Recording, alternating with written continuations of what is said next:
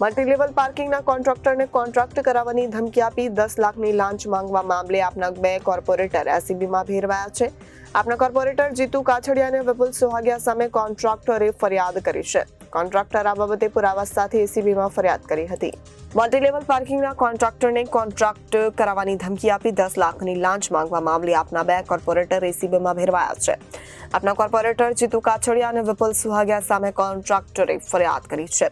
કોન્ટ્રાક્ટરે આ બાબતે પુરાવા સાથે એસીબીમાં ફરિયાદ કરી હતી.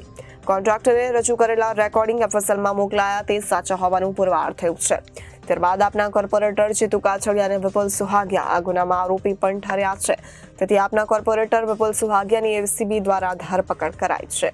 સુરત શહેર મહાનગરપાલિકા દ્વારા લોકોની સુવિધા માટે મગોબ ગામની સીમના ટીપી સ્કીમ નંબર 88માં મલ્ટીલેવલ પે એન્ડ પાર્કિંગ બનાવવામાં આવેલ હતું.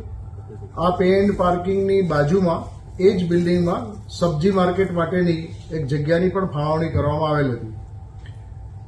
પૂણા વોર્ડના 2 કોર્પોરેટર જીતુભાઈ પાંચાભાઈ કાછડિયા અને વિપુલભાઈ વસરામભાઈ સુહાગિયા આ બંને આ પે એન્ડ પાર્કના સ્થળની મુલાકાત લીધેલી અને એ મુલાકાત દરમિયાન તેઓએ આ જે પે એન્ડ પાર્કનો જે કોન્ટ્રાક્ટ આપવામાં આવેલો તેના કોન્ટ્રાક્ટરને બોલાવી અને તેઓએ વેજીટેબલ માર્કેટની જગ્યામાં દબાણ કરેલું છે, જેથી તેઓને ધમકી આપેલી કે જો તેઓ આ વિશે પોતાને અમુક રકમ નહીં આપે તો તેઓ તેમની વિરુદ્ધ રજૂઆત કરી અને કોર્પોરેશનથી આ વેજીટેબલ માર્કેટમાં દબાણ કર્યું છે તેમ જણાવી અને તેઓનો કોન્ટ્રાક્ટ રદ કરાવશે તે પ્રમાણે જણાવેલું અને શરૂઆતમાં રૂપિયા 11 લાખની માંગણી કરેલી.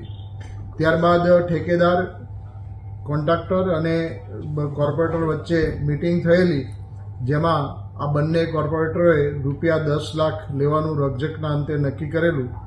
આ સમગ્ર વાતચીતનું કોન્ટ્રાક્ટર દ્વારા ઓડિયો રેકોર્ડિંગ કરી લેવામાં આવેલું અને કોન્ટ્રાક્ટર આ રકમ આપવા માંગતા ન હોય તેઓએ એસીબીની વડી કચેરી એટલે કે આ કચેરીનો સંપર્ક કરી અને અરજી આપેલી અને આ સાથેના જે રેકોર્ડિંગ હતું તેની સીડી આપેલી.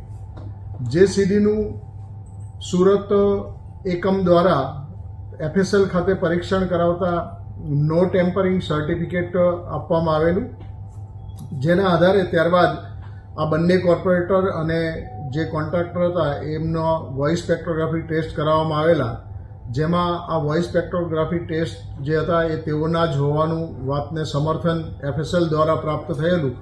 આમ જે વૈજ્ઞાનિક ઢબે તપાસ કરવામાં આવી તેમાં પુરાવાઓ પ્રાપ્ત થતાં આ બંને કોર્પોરેટર વિરુદ્ધ રૂપિયા 10 લાખની માંગણીનો ગુનો સુરત શહેર એસીબી પોલીસ સ્ટેશનના પોલીસ ઇન્સ્પેક્ટર કલ્પેશ ધડુકે ગઈકાલ રોજ નોંધાવેલ છે અને આ ફરિયાદ આધારે બંને કોર્પોરેટરની શોધખોળ કરતા વિપુલ વસરામભાઈ સુહાગિયા કોર્પોરેટર છે તેઓની ધરપકડ કરવામાં આવેલી છે.